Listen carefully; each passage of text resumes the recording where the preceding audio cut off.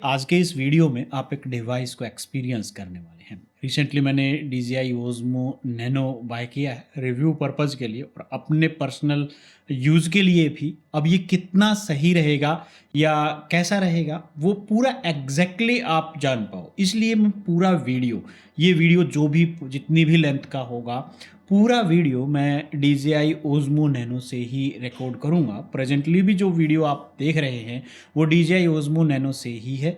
और दूसरा एक चीज़ और क्लियर करूँ कि यहाँ पे मैं कोई एक्सटर्नल माइक वगैरह या कोई दूसरी एक्सेसरीज़ जो DJI Osmo Nano के साथ अटैच हो सकती है वो मैं यूज़ नहीं कर रहा हूँ। यहाँ पे मैं यूज़ करूँगा इसी के साथ आने वाले एक्सेसरीज़ और एक्सटर्नल माइक को यूज़ नहीं करूँगा। कोई भी चीज़ चेंज होगी या क्या मैंने और एक्स्ट्रा यूज़ किया वो वीडियो के अंत में मैं सारी डिटेल्स बताऊंगा। आज इस वीडियो में मैं अपने रूम को पूरा सेटअप करने वाला हूं और रिसेंटली आपने वीडियो देखा होगा, मैंने APC का एक UPS लिया था अपने NAS वगैरह के लिए और पूरे सेटअप के लिए बहुत ज़रूरी होता है। तो आज का ये वीडियो पूरा उसी सेटअप के ऊपर है। मैं सेटअप करूंगा, उस दौरान ये कैमरा को यूज़ करूंगा सो दैट आप एक्सपीरियंस ले पाएँ लो लाइट्स में और मेन लाइट्स के अंदर बाहर अंदर किस तरीके से काम करेगा, कैसे इसकी क्वालिटी रहेगी, तो वो चीज़ें हम देखेंगे। प्रेजेंटली ये वीडियो मैं रिकॉर्ड कर रहा हूँ इसी के साथ 1080p 30 fps के ऊपर पूरा वीडियो होने वाला है। हालांकि हायर उसके ऊपर भी चेक करेंगे, वो रिव्यू करेंगे पूरा डिटेल्स में इसका तब। तो चलिए शुरू करते हैं आज का ये वीडियो सो दैट कि आप एग्जैक्टली अंदाज़ा लगा पाओ कि DJI Osmo Nano आपके लिए सही है या इसमें कुछ कमियां हैं। और प्रेजेंट जो वीडियो आप देख रहे हैं यहाँ तक का ये 10 बिट D-Log M में रिकॉर्ड कर रहा हूँ 1080p 30 fps के ऊपर ही। अब शुरू करते हैं 1080p 30 fps पर ही 8 बिट वीडियो जो नॉर्मली आप दूसरे कैमराज से लेते हैं।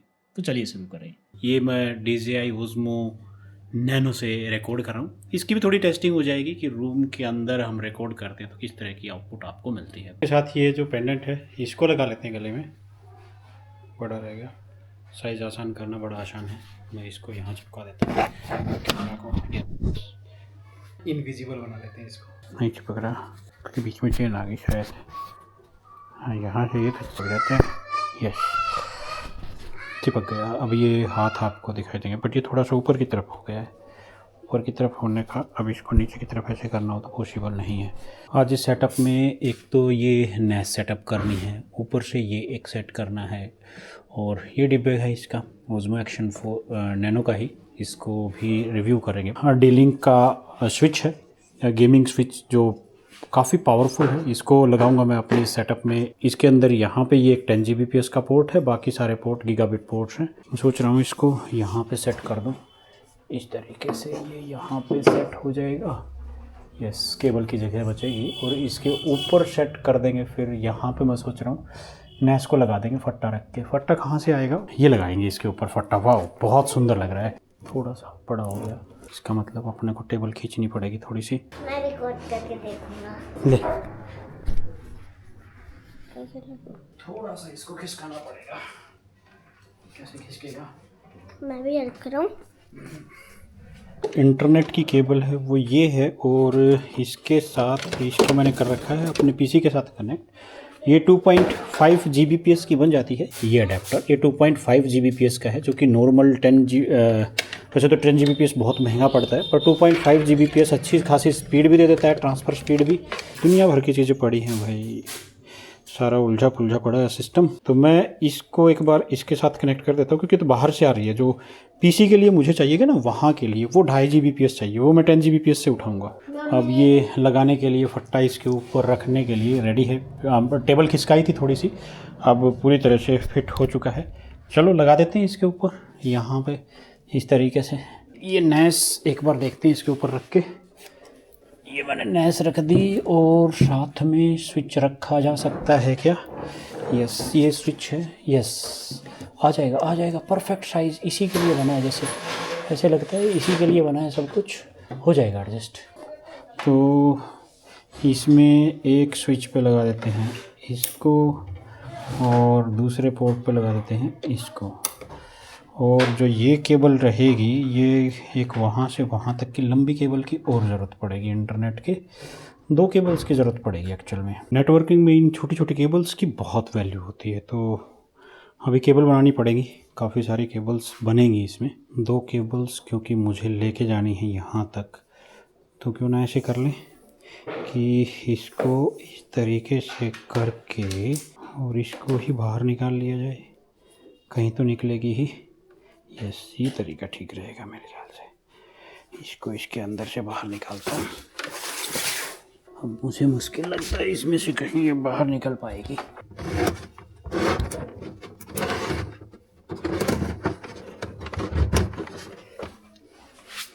नीचे निकली गया।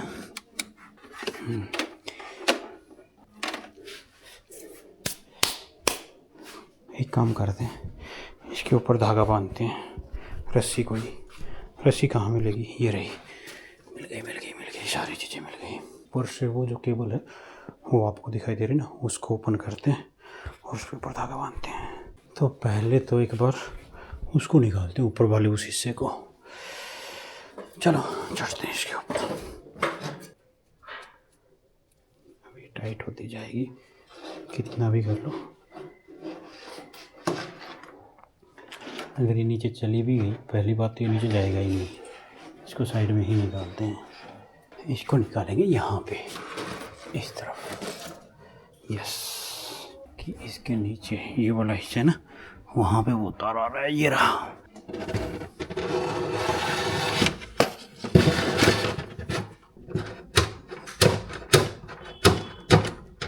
टेम्परेरी अरेंजमेंट को कभी परमानेंट नहीं करना चाहिए। मैंने यहाँ पे एक गांठ और बांध रखी है, इसका मतलब पूरा टाइम लगा दिया और अब भी ये खुल नहीं रही है। ये काम आएगा। आखिरकार काटना कामयाब हुआ। यहाँ पे कटे बगैर होता ही नहीं, पॉसिबल ही नहीं था। सो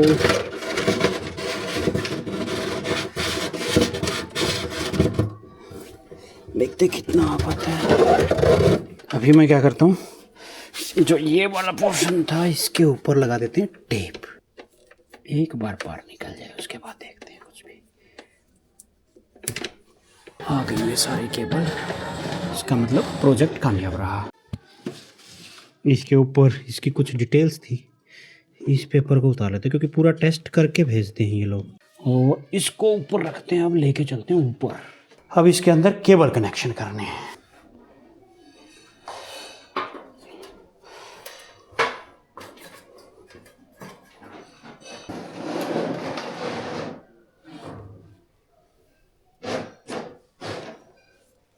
हालांकि 2 किलोवाट का है, बट इसको हमें कभी 2 किलोवाट पे यूज़ करना नहीं है।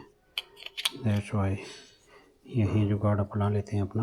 यहाँ पे सर्ज प्रोटेक्शन के लिए 2 ऑप्शन मिलते हैं। ये वाला पार्ट जो है वो सर्ज पर बैटरी का सारा इसके थ्रू चलेगा, और ये सारा सर्ज प्रोटेक्शन ओनली। अगर आप उसको बैकअप नहीं देना चाहते तो इस डिवाइस के अंदर कनेक्ट कर सकते हैं। सबसे ऊपर लगा दिया स्विच का, उसके बाद नैश और ये पीसी का कंप्लीट हो चुके, कनेक्शन कंप्लीट कर दी इलेक्ट्रिकल। अब शुरू करते हैं एक बार।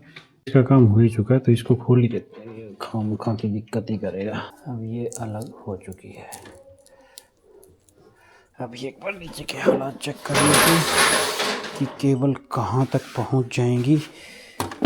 यस, एक केबल मुझे यहाँ तक चाहिए और एक केबल वहाँ तक चाहिए। तो इसको थोड़ा सा कम या ज़्यादा साइज किया जा सकता है। अभी एक बार इसको भी कनेक्शन थोड़े से चेंज कर देते हैं। यहाँ एक स्विच को मेन स्विच बना देते हैं।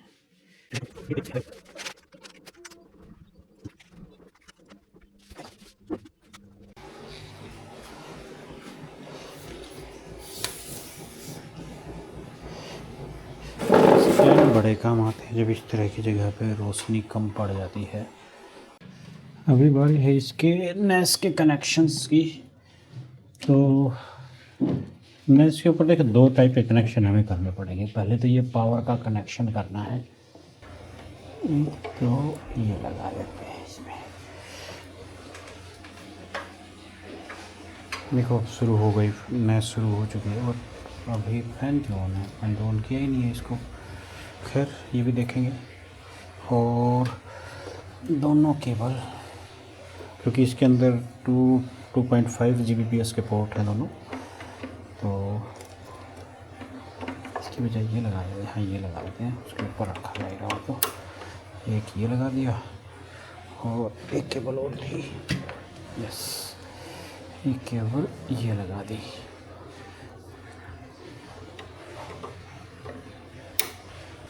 अब यहाँ पे रख देते हैं इसको। इसके साथ पहले नैश के दोनों के कनेक्शन करने हैं। ये अपने रह जाएंगे जो नेट के आएंगे नीचे कंप्यूटर के अंदर भेजने, वो दोनों। ये नेटवर्क के साथ भी सारी चीज़ें कनेक्ट हो चुकी हैं। हम एक बार पीसी में देखते हैं।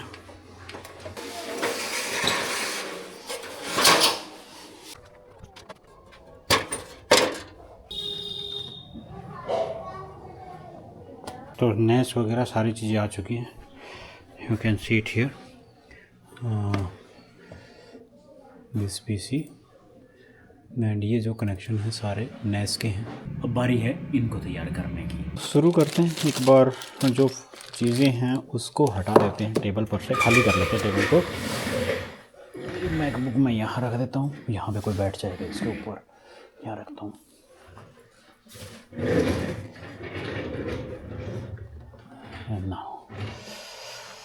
अभी इसको देखो, इतनी सी सफिशिएंट होती है, ज़्यादा कट करने का कोई बेनिफिट नहीं है। यहाँ पे लगाया,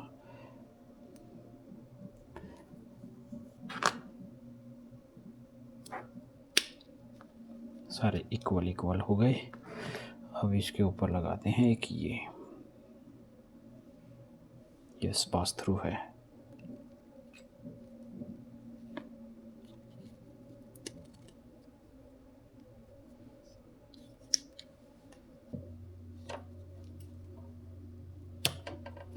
Yes, it's now ready. Let's check.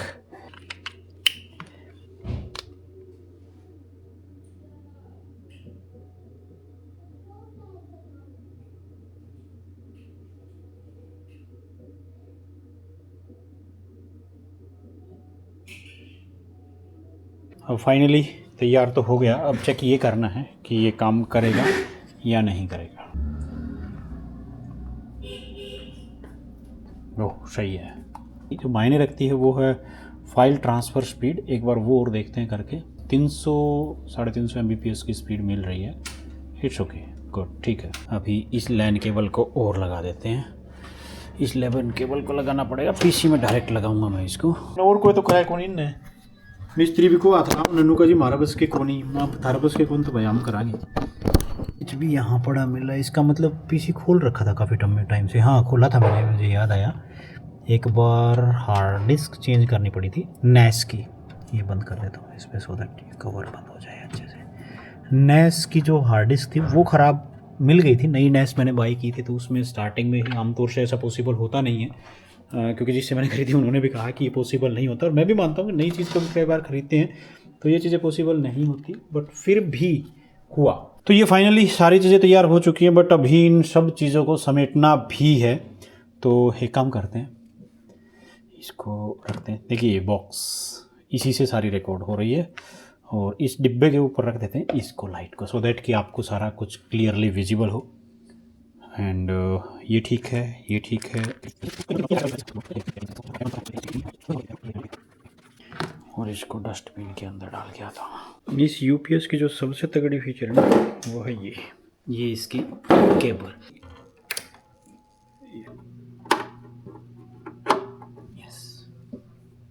USB में मैंने इसको कनेक्ट कर दिया अभी केबल को। और अभी मैं आपको दिखाता हूँ कि कितना मज़ेदार चीज़ है ये। यहाँ पे देखते हैं पीसी के अंदर ऑप्शन मिलता है इसमें एक एक्सटर्नल डिवाइसेस का। एंड एक्सटर्नल डिवाइसेस में आप जाके देखेंगे तो यहाँ पे इसने मुझे अपना जो सॉफ्टवेयर था वो दिखाया, मुझे अपना जो यूपीएस था, बैक यूपीएस RS 1500G इन करके है। एंड यहाँ पे देखिए ये पावर का ऑप्शन दिया है इसने यूपीएस के अंदर। आप कंप्लीट डिटेल्स दे रखी हैं इसने। शट डाउन नैस को लो बैटरी पे कर सकते हैं, या 1 मिनट में कर सकते हैं, 5 मिनट में कर सकते हैं। तो मैं यहाँ पे फिर लो बैटरी का ही कर देते हैं, एंड इसको कर देते हैं ओके। तो ये सारी सेटिंग्स जो हैं वो अप्लाई हो जाएंगी। एंड फाइनली पूरा का पूरा सेटअप रेडी है। और यहाँ पे आप ऑब्जर्व करेंगे कि नैस लग चुकी है, इसके पास ही स्विच है, और पीछे पूरा सिस्टम चेंज हो चुका है। हाँ, अभी कुछ पेंडिंग है, कुछ काम थोड़ा सा वो वायर वगैरह ठीक करनी है, वो जल्द ही ठीक कर दूंगा। मोस्ट प्रोबली कल वो भी ठीक कर दी जाएंगी, बट नेक्स्ट जो मेन काम था, बड़ा काम था, वो रेडी हो चुका है। ये पूरा वीडियो जितना भी इसमें आपको मैंने दिखाया वो सारा का सारा DJI Osmo Nano से रिकॉर्ड किया गया था। यहाँ पे कोई एक्सटर्नल माइक यूज़ नहीं किया गया। इसके साथ वाला पेनेंट यहाँ पे लगा हुआ है, हालांकि वो बहुत जगह पे काम नहीं करता। दैट्स वाई जिसका मैंने रिसेंटली रिव्यू किया था मोबाइल लाइफ का, उसको मैंने यूज़ किया अलग अलग एंगल्स के लिए। तो वो आप ले सकते हैं साथ में अगर रखना चाहें। वीडियो क्वालिटी का और इसका ऑडियो का अंदाज़ा हो जाए उसके लिए मैंने कहीं पे एक्सटर्नल माइक या कोई दूसरा माइक यूज़ नहीं किया है। पूरे वीडियो में जो ऑडियो थी वो इसी से थी। अभी तक जो वीडियो जितनी आपने देखी थी इससे पहले वाले पार्ट में वो 8 बिट पे थी, और जो प्रेजेंट वीडियो आप देख रहे हैं वो 10 बिट के ऊपर है। तो ये कुछ वीडियो क्वालिटी मिलेगी इसके साथ। पूरा डिटेल्ड रिव्यू भी हम इसका लेके आएंगे, जस्ट आइडिया आपके लिए था। अब आप क्वेश्चन अगर आपको कोई भी हो तो नीचे कमेंट सेक्शन के अंदर लिख सकते हैं, सो दैट कि नेक्स्ट जो रिव्यू वीडियो हो उसमें उन सब का आंसर दिया जा सके। तो ये एक छोटा सा एक डेली यूज़ के अकॉर्डिंग एक व्लॉगिंग के तरीके से एक वीडियो था। आपको ये इस तरह का सेटअप वीडियो कैसा लगा वो भी नीचे कमेंट सेक्शन के अंदर ज़रूर लिखें। फ्यूचर में भी इस तरह की वीडियोस लाते रहना चाहिए या नहीं, उसके बारे में भी सुझाव दे सकते हैं। उसके अलावा अगर आपके पास और भी कोई क्वेश्चन या सुझाव है वो भी नीचे कमेंट सेक्शन के अंदर लिखना ना भूलें। So this was all about for the day. मिलते हैं नेक्स्ट वीडियो में। Thank you very much.